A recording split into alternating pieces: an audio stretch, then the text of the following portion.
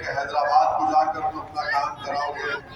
नवाज साहब वो जमाना चला गया जहाँ सराय में भी मेरा एक घर है, उस वहाँ के रहने वालों के दिलों में हमारी मोहब्बत और जगह अल्लाह ने पैदा की है। और मुझे यकीन है कि इंशाअल्लाह ताला संभल की आवाम एक अच्छा फैसला लेते हुए मुस्लिम चौधरी को कामयाब करेगी।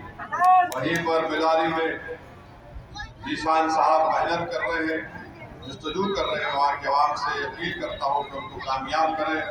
बिहड़ी से शादाब साहब एक तालीम याफ्ता उम्मीदवार हैं, उनको कामयाब और कामयाब करें। हमारे जिला सदर संभल के अब्दुल्ला साहब का शुक्रिया अदा करता हूँ कि वो हमारी पूरी टीम काम कर रही है।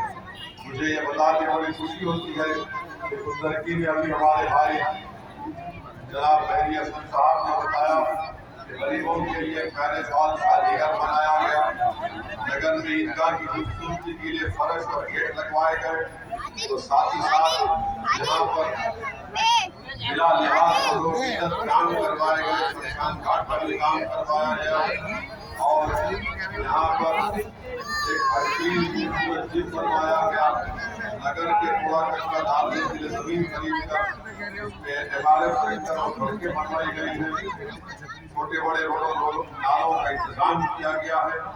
और अल्हम्दुलिल्लाह अब तक हमारे भाई बहरी हसन की कोशिश और काविशों का नतीजा रहा कि 1529 प्रधानमंत्री योजना के तहत गरीबों के लिए मकान बनवाए गए और कब्रिस्तान की बाउंड्री शमशान घाट का काम करवाया गया और बेहतरीन पार्क का यहाँ पर उन्होंने काम करवाया। मैं मुबारकबाद देता हूँ मेरे भाई बहरी हसन साहब को और मुझे उम्मीद है कि आप तमाम लोग उनको और मजबूत करेंगे, उनका साथ देंगे ताकि जो विकास का तरक्याती काम अभी होना बाकी है वो उसको लेकर चलेंगे।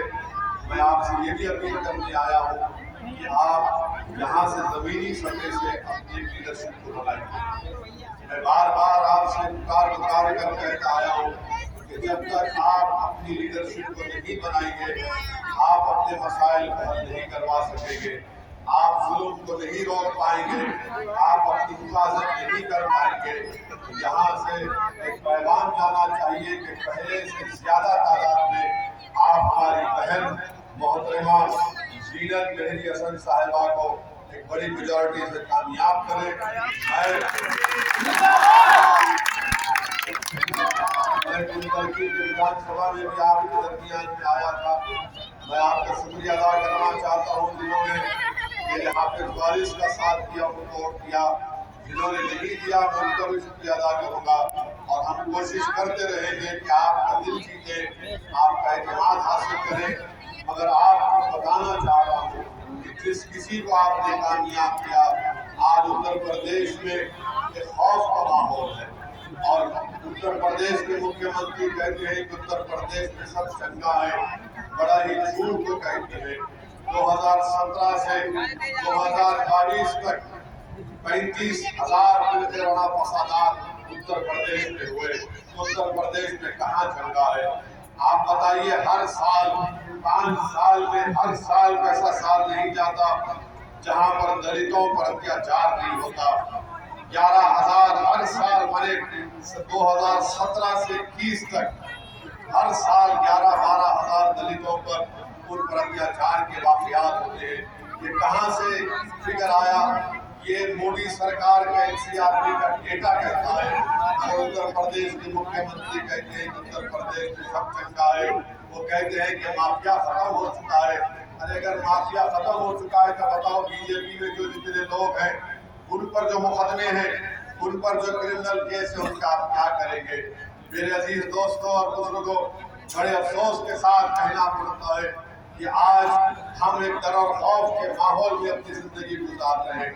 मुरादाबाद में रमजान के दौरान किसी ने अपने गोदान में तरावी की नमाज का इंतजाम किया गया तो वहाँ पर जाकर छुपा मारा जाता है।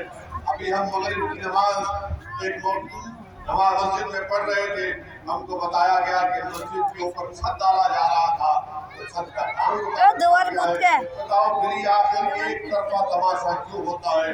और मैं आपसे एक बात कहना चाहता हूँ कि आपने पिछले विधानसभा के चुनाव में तारीखी तौर पर झोली भर भर कर आपने समाजवादी को वोट दिया। मैं कुंदरगी के जलसे में जब मेरे हाफिज वारिस की याद आपको याद दिलाना चाहता हूँ, मैं आपसे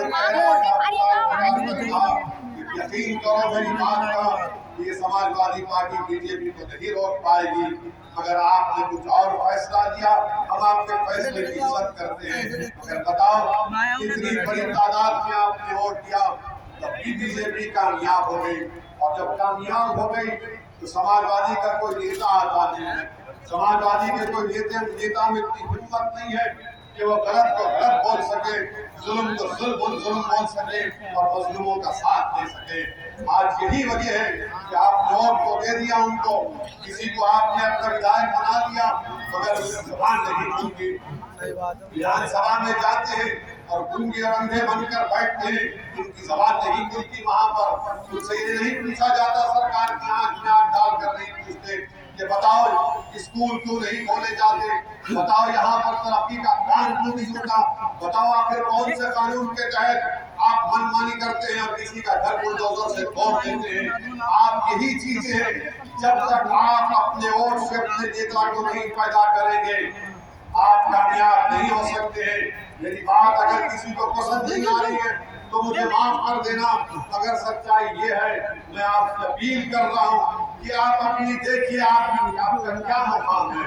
एक मिसाल देकर अपनी बात को खत्म कर देता हूँ कि बिहार के मुख्यमंत्री नीतीश कुमार और तेजस्वी यादव उत्तर प्रदेश को आते हैं, अखिलेश यादव से मिलकर कहते हैं कि 2024 के पार्लिमानी चुनाव में हम सब मिलकर इलेक्शन करेंगे।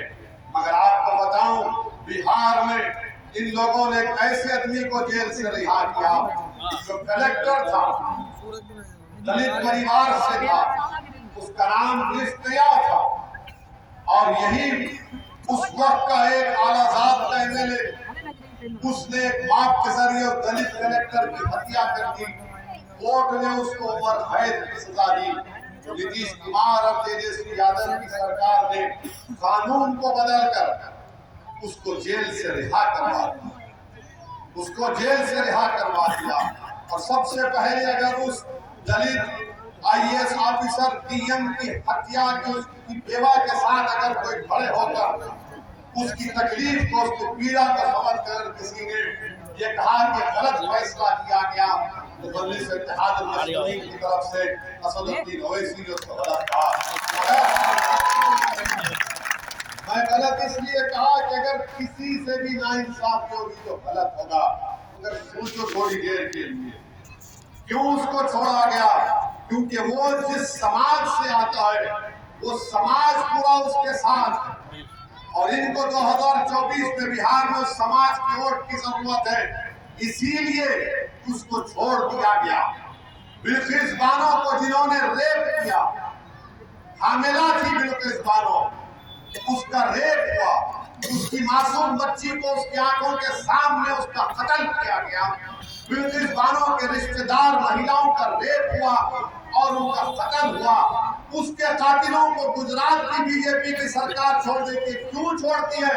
क्योंकि छोड़ने वालों की ताकत थी, वो कातिल थे, मुजरिम थे, मगर छोड़ा इसलिए क्योंकि उनके पास सियासी ताकत थी। अब थोड़ी देर के लिए अपने सीओ पर हाथ रखकर बताओ, क्या तुम में वो ताकत है? क्या तुम में वो ताकत है? बताओ, तुम में वो ताकत नहीं है।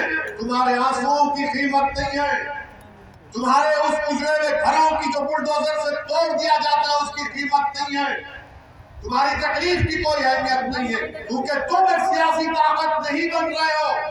असदुद्दीन ओवैसी पर इल्जाम लगता है, लगने दो, मुझे इल्जामात की परवाह नहीं है, क्योंकि एक दिन अल्लाह फैसला करेगा और जो लोग इल्जाम लगा रहे हैं उनको अल्लाह के दरबार में उसको साबित करना पड़ेगा।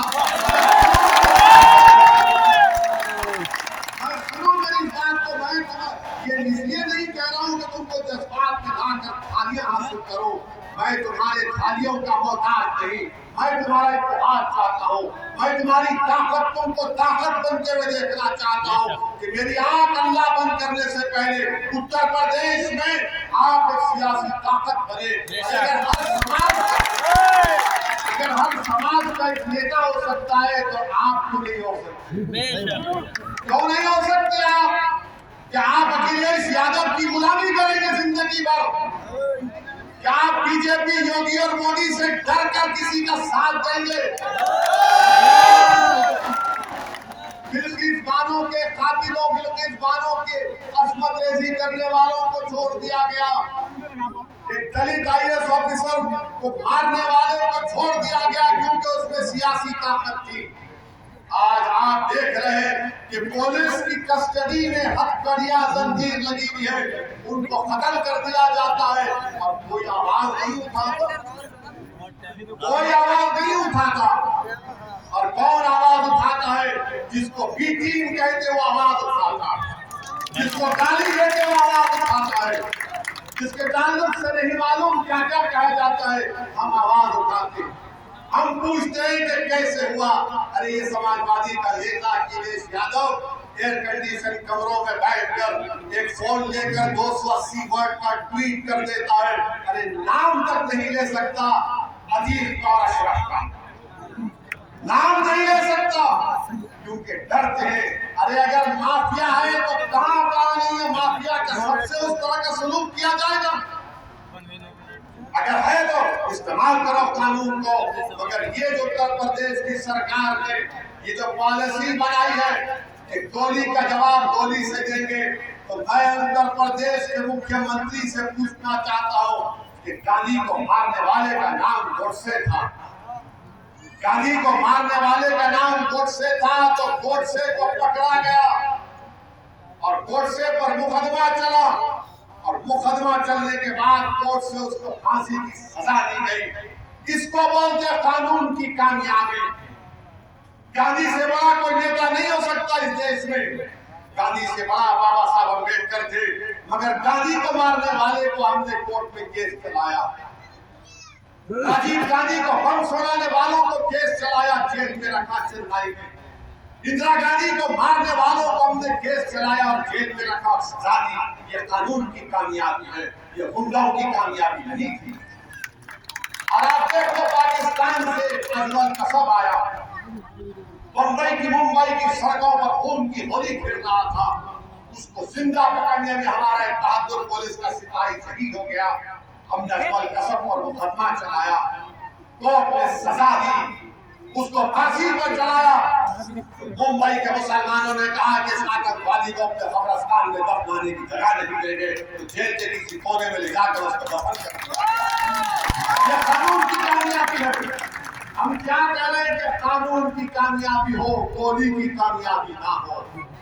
देश चलेगा तो संविधान से चलेगा, देश चलेगा तो कानून के मुताबिक चलेगा। सजा देगी तो गोली नहीं, कोर्ट सजा देगी। अगर गोली से सजा दी जाएगी तो फिर बताओ इस देश के संविधान का क्या होगा? अगर गोली से खत्म करना है तो कोर्ट को काले डाल दो, अगर गोली से खत्म करना है तो संविधान को फेंक दो उठाकर। इसकी जरूरत ही नहीं है। अगर मरने वाले का नाम अजीत और अशरफ नहीं होता, हमारा किसी का नाम राजू और राम भी होता, असदुद्दीन ओवैसी इसी तरह से भारत के लोकतंत्र में कामयाबी उस वक्त होगी जब संविधान कामयाब होगा, जब कोर्ट से सजा दी जाएगी, जब कानून के मुताबिक किसी का घर तोड़ा जाएगा। मनमानी नहीं होनी चाहिए। अब आप बताइए, एक मुख्यमंत्री है, धर्म गुरु भी है, और वो विधानसभा में खड़े होकर गुस्से में लाल पीले हो जाते हैं, मिट्टी में मिला देंगे, मिट्टी में मिला देंगे। क्या ये सेब देता है मुख्यमंत्री को, एक धर्म गुरु को, कि बोले कि मुख्य हम मिट्टी में मिला दें? अरे हम तो मिट्टी से, हमारे रब ने हमको बनाया, हमारे रब ने हमको मिट्टी से बनाया। तो शैतान ने कहा कि मैं सजदा नहीं करूंगा तू, क्योंकि तूने मुझे आग से बनाया। तो अल्लाह ने कहा निकाल, और मिट्टी से बनाए गए मिट्टी नहीं जाएंगे। मुख्यमंत्री जी हम इस मिट्टी में पैदा हुए, हमारी माँ ने हमको 9 महीने अपने कोख में रखा, इसी मिट्टी में पैदा किया। जब अल्लाह की तरफ से बुलावा आएगा, इसी मिट्टी में जाएंगे और इसी मिट्टी से उठाए जाएंगे, कब्रें जब खोलेंगी।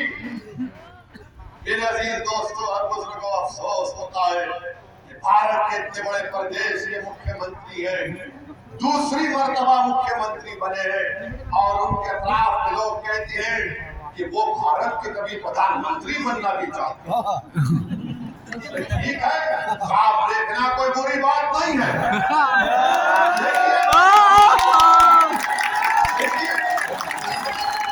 अगर गोली से देश नहीं चलता, मुख्यमंत्री संविधान से चलता है जो बाबा साहब अम्बेडकर का बनाया था। अब आप बताइए कि जिसको पुलिस की जंजीरों में, पुलिस की कस्टडी में अतीक और अशरफ पर कोर्ट में सजा भी थी, वो प्रिजनर भी है, कैदी भी है, उनको लाया जा रहा है और कोई आकर गोलियां चला देता है। मुख्यमंत्री, हम पूछना चाहती है कि गोली का जवाब अगर गोली है तो फिर उसका पुलिस खामोश तमाशाई बनकर क्यों बैठी, क्यों खामोश तमाशाई बनकर बैठी और गोलियां मारे, और गोलियां बेहतरीन तरीके से मारे, ट्रेनिंग दी गई थी। मैं नहीं कह रहा हूं, हिंदुस्तान टाइम्स अखबार उठाकर देख लो, एक आईजी के पुलिस ऑफिसर रिटायर्ड करे कि उन्होंने उन दोनों की हत्या करने से पहले, कत्ल करने से पहले, मर्डर करने से पहले कम से कम प्रैक्टिस में 500 गोलियां इस्तेमाल की। एक ऑफिसर कहता है कि कम से कम 1000 राउंड इनको ट्रेनिंग दी गई। वो आकर, अच्छा ये बताइए, हैरत की बात है कि एक का घर, उसके घर पे छत नहीं है, झोपड़ी है, और उसके पास 8 लाख का हथियार, जो हथियार 8-8 लाख के 16 लाख, इन हरामियों के पास दौलत कहां से आई थी?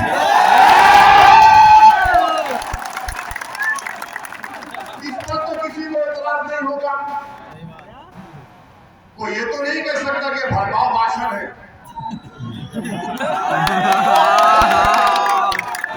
और ये और ज्यादा कह दो, ये गोडसे की नाजायज औलाद, इसलिए कि गोडसे भी गोली से ना गांधी को खत्म नहीं किया। क्यों खत्म किया? क्योंकि गोडसे जानता था कि गांधी हिंदू मुसलमान इत्तेहाद की कोशिश करता था, तो गोडसे को पसंद नहीं आया, बोले गोली मारो इसको। एक सही बूढ़े को गोली मार दी गई। अरे गोली चलाने वालों सुनो, तुम गोली से सच्चाई को खत्म नहीं कर सकोगे। तुम गोली से तुम अपने आइडियोलॉजी के एम्स एंड ऑब्जेक्टिव्स को हासिल नहीं कर पाओगे।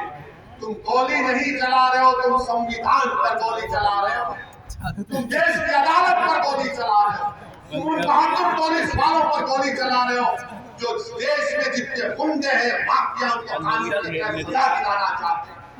मगर ये काम हो गया और उन्होंने क्या किया? गोलियां चलाई, हथियार फेंका, सरेंडर सरेंडर सरेंडर। इनको ट्रेनिंग दी गई थी, इनको बताया गया था कि ऐसा हथियार फेंको और सरेंडर सरेंडर और नारे लगाओ जीएसआर, और उन्होंने किया और उसके बाद लेकर चले गए। मैं पूछना चाहता हूं हमारे उत्तर प्रदेश के मुख्यमंत्री से, अखिलेश यादव तो गूंगे हो गए, बोलते ही नहीं,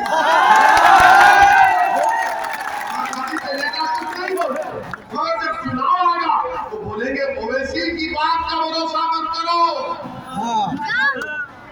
वो फुला की अरे मैं डी टीम हूँ, डी टीम हूँ, ई टीम हूँ,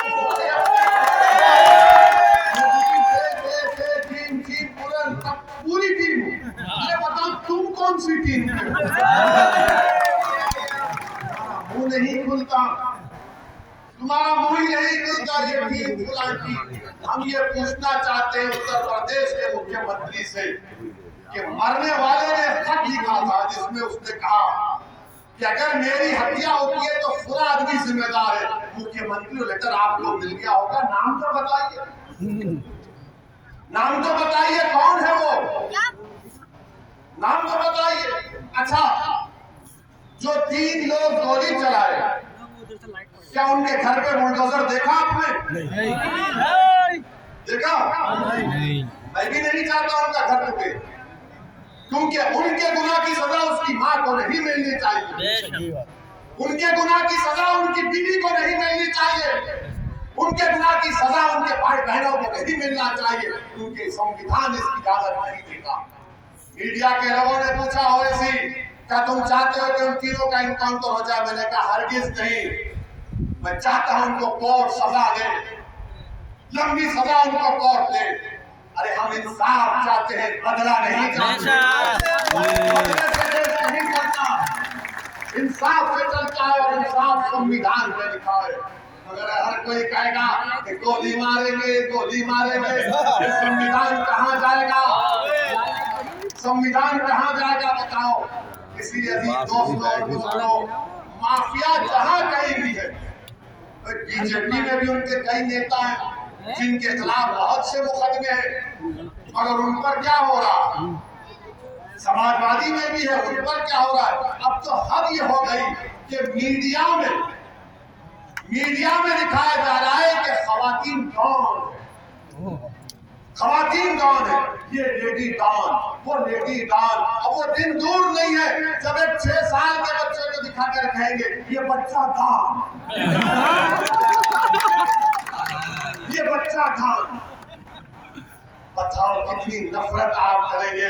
अरे नफरत तो इतनी बढ़ गई कि मेरे क्षेत्र में हैदराबाद के पार्लियामेंट की इंतखाबी हल्के में एक कब्रिस्तान बहुत पुराना, तो वहां पर किसी एक मोहतरमा का इंतकाल हो गया, महिला का, तो उनके परिवार के लोगों ने उनकी तदफीन की, क्योंकि कब्रिस्तान में जब खबर पुरानी होती तो लोग उसको खोद कर नया जनाजा उसको तदफीन कर देते।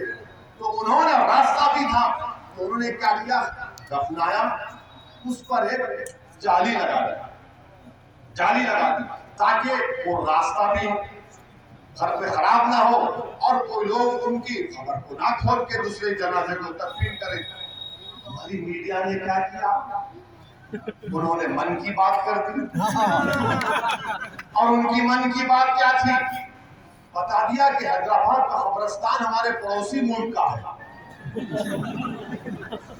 पड़ोसी मुल्क का है, और कहा कि उस कब्रिस्तान में इसलिए जो जाली लगाई गई क्योंकि नाउजुबिल्लाह कोई उस जनाजे को निकाल कर उससे बदफेली करना था। अस्तगफिरुल्लाह। मगर आप बताइए, जब हमने वीडियो किसी को बोलकर आ गया कि हैदराबाद का है, मीडिया वाले खामोश हैं, सन्नाटा छा गया। अरे शर्म करो, डूब मरो तुम लोग, डूब मरो तुम लोग। अरे कब्रिस्तान इंडिया का, हैदराबाद का, बता रहे हैं वहां का। अरे तुमको इतनी मोहब्बत क्यों है पाकिस्तान से? हमको तो नहीं है।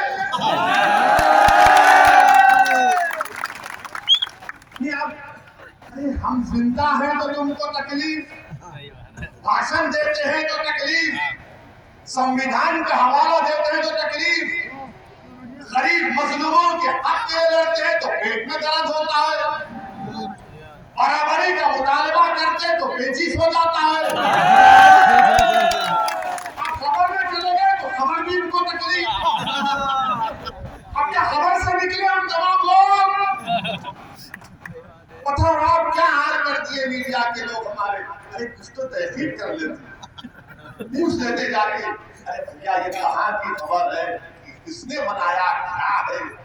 मगर आपने चला दिया नफरत फैलाना है, मुसलमानों के खिलाफ नफरत फैलाओ, कुछ नहीं होगा, जो चाहे चलाओ। अब कोई कहता है कि दरगाह जिहाद, उत्तराखंड में एक टीवी का एंकर की दरगाह जिहाद हो, कहाँ हो रहा है भाई? इतनी नफरत क्यों फैलाई जा रही? क्या हम सबसे गरीब नहीं है, सबसे कम पढ़े लिखे हमारे पास बच्चे और बच्चियां नहीं है, स्कूल क्यों नहीं खोलते? उत्तर प्रदेश में मदरसों के टीचर को योग्यता तनख्वाह देना नहीं चाह रहे, बंद कर दिए तनख्वाह मदरसों की। उनके 2-2, 3-3 साल के बकाए हैं, अदा करो आप। उसमें हमारे हिंदू भाई हैं जो मैथ्स और साइंस पढ़ाते हैं, पंडित लोग हैं, उनको तनख्वाह नहीं देते आप। मगर आप कहते हैं हम पसमानदा लोगों को साथ लेकर चलना चाहते, तनख्वाह तो दो। लंबी लंबी छोड़ो मगर तनख्वाह तो दो। मगर कुछ नहीं बोलेंगे। इसीलिए मेरे अजीज दोस्तों और बुजुर्गों, यहाँ से आप हमारी बहन को, संभल से हमारे भाई बशीर चौधरी को, और जहां जहां मैंने नाम दिए हैं जहां पर पतंग का निशान नजर आएगा, आप दुआ भी करिए और कामयाब और कामरान करिए। और 2024 में इंशाअल्लाह ताला हम फिर चुनाव लड़ेंगे 2024 में। कोई मुझे कुछ बोल दे, मैं जब तक अल्लाह मेरे जिस्म में इतनी सांस को बरकरार रखेगा, मैं कहूंगा मैं चुनाव लड़ूंगा। क्योंकि मैं काबिल नहीं हूँ, मुझे सिर्फ लड़ना आता है। मुझे लड़ना आता है, मुझे झुकना नहीं आता। मुझे लड़ना आता है क्योंकि चुनाव जब मैं लड़ूंगा आपकी अहमियत बढ़ेगी, आपकी कीमत बढ़ेगी, आपके जज्बात की कदर की जाएगी। वरना ये सब लोग क्या समझ रहे हैं, ये कहाँ जाएंगे मुल्ला जी हमको छोड़कर। इनको दिल में बैठा है कहाँ जाएगा ये हाफिज वारिस, कहाँ जाएगा बशीर चौधरी, कहाँ जाएगा मेहदी हसन, कहाँ जाएगा। ये हमारे पास ही आएगा, अब नहीं आएगा क्योंकि दीवाना इनके दरमियान में खड़े होकर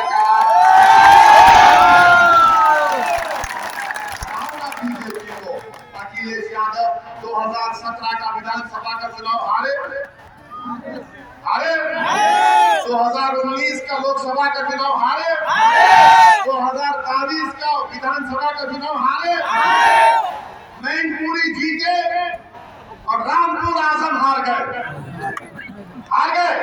जैसा मैनपुरी जीते और रामपुर हार गए, कभी सोचा आपने कोई भी टीम थी वहां पर? सोचो मेरे भाई, बेवकूफ बनाया जा रहा है, आपको जज्बात से खेला जा रहा है। अरे हम भी नहीं चाहते कि दोबारा बीजेपी की सरकार पूरे देश में बने। और अगर सच्चाई का बयान करूं तो सबसे ज्यादा वोट किसने दिया बीजेपी को 2024 में? अखिलेश यादव के यादवों ने दिया, सबने दिया। सबसे कम किसका वोट मिला? तो हमारा। ये CSDS का डेटा है। अगर 2024 में अगर रोकना है तो बीजेपी को उसकी आइडियोलॉजी से मुकाबला करो। नहीं करेंगे, बोलेंगे नहीं, अंधेरे का मुकाबला अंधेरे से करेंगे, जुल्म का मुकाबला जुल्म से करेंगे। अरे अहमकों की बस्तियों में रहने वालों, अंधेरे का मुकाबला रोशनी से होता, जुल्म का मुकाबला संविधान से होता है। कमजोरों को अगर इज्जत मिलेगी तो संविधान मजबूत होगा। जो कमजोर होगा वो तुम्हारी आंखों में मजबूत होना चाहिए। जो आखिर होगा उसको सामने लाने का काम हमको करना चाहिए। मगर तुम वो सोचते नहीं हो, तुम सिर्फ हमारे वोट की भीख मांगते हो। और जब वोट देते तो क्या कहते? भाइयों बहनों, जिंदगी मौत का मामला, जिंदगी मौत का मामला है। और जब चुनाव हो जाते हम रोज मरते हैं, रोज घर टूटता है, रोज किसी को झूठे इल्जाम में पैर पर गोली मार दी जाती है, किसी को डराया जाता है। अरे बताओ ये कौन सी जिंदगी गुजारने पर हमको मजबूर कर रहे हो? लेकिन देश के 75 साल की आजादी के जश्न अमृत उत्सव मना रहे हैं, तो क्या कानून की बालादस्ती रहेगी? ये देश रूल ऑफ लॉ से चलेगा या बंदूकों की गोली से चलेगा? अगर संविधान को बचाना है तो देश संविधान से चलना चाहिए। तो मेरे अजीज दोस्तों और बुजुर्गों, मेरी आपसे गुजारिश है कि आप 4 मई के दिन सुबह के अवलीन सातों में अपने घर से निकलकर अपना एक वोट मजलिस के उम्मीदवारों के अपने इस्तेमाल करिए। हमारी बहन को पहले से ज्यादा मेजॉरिटी में इनको कामयाबी दिलाएंगे। आप देखते हैं, आप देख चुके हैं कि मेहदी हसन साहब ने कोई ऐसा काम नहीं किया जिससे किसी को तकलीफ हो सके। सबको साथ लेकर काम किया। कब्रिस्तान का काम किया तो शमशान का भी काम किया। मगर मोदी जी ने क्या कहा? कब्रिस्तान शमशान। मोदी जी कभी यहाँ आकर देखो, हमने आपको गलत साबित कर दिया। हमने कब्रिस्तान का भी काम कराया, शमशान का भी काम कराया। हमने जनरेटर लगाया ताकि सबको 4 घंटे लाइट मिल सके। ये काम अल्हम्दुलिल्लाह यहाँ पर हुआ है। मैं मुबारकबाद देता हूँ हमारे भाई मेहदी हसन साहब को और आपसे फिर से गुजारिश करता हूँ कि 4 तारीख के दिन अपने कीबोर्ड का इस्तेमाल करिए। और मैंने आपसे वादा किया था कि मैं उत्तर प्रदेश छोड़कर नहीं जाऊंगा। पिछले बार विधानसभा असेंबली के इलेक्शन में मेरी गाड़ी पर गोलियां चलाई गई थी। मैंने उस वक्त भी कहा था कि गोलियां मेरे हौसले और अज़म में कमी नहीं पैदा कर सकती है। मैं जब इस दुनिया में आया हूं तो जाऊंगा एक दिन अल्लाह मुझे अगर शहादत का रुतबा देगा तो उससे बड़ी माने मेरी कामयाबी नहीं हो सकती, उससे बड़ी कोई कामयाबी नहीं हो सकती है। और अल्लाह जिंदा रखेगा तो बेबाक तरीके से मजलूमों के हक के लिए लड़ता आया हूं और लड़ता रहूंगा। मेरी नजर में कोई हुकूमत है, अगर हुकूमत गलत काम करेगी, भारत का संविधान जिसको बाबा साहेब अम्बेडकर ने बनाया मुझे इस बात का हक देती है कि मैं गरीब और मजलूमों के हक के लिए लड़ूं। मेरे अजीज दोस्तों और बुजुर्गों, अपने हौसलों को बुलंद रखिए, डरने और घबराने की जरूरत नहीं है। ये जुल्म खत्म होगा, याद रखो आप, उम्मीद से रहो, जुल्म खत्म होगा। किसी शायर ने अच्छा कहा था, साहिर नुरानी ने कहा था कि जुल्म फिर जुल्म है, बढ़ता है तो मिट जाता है, खून फिर खून है, टपकेगा तो जम जाएगा। खून फिर खून है, टपकेगा तो जम जाएगा। मगर जो लोग जुल्म कर रहे हैं, जुल्म की रात ज्यादा नहीं होती है, जुल्म की रात ज्यादा लंबी नहीं होती है। इंशाअल्लाह ताला इंसाफ का सूरज निकलेगा, इंसाफ का सूरज निकलेगा और सब पर चमकेगा। ये जुल्म के अंधेरी रात खत्म होगी इंशाअल्लाह ताला। मेरे अजीज दोस्तों, मुत्तहिद रहिए। बहुत बहुत शुक्रिया। अस्सलाम वालेकुम व रहमतुल्लाहि व बरकातहू।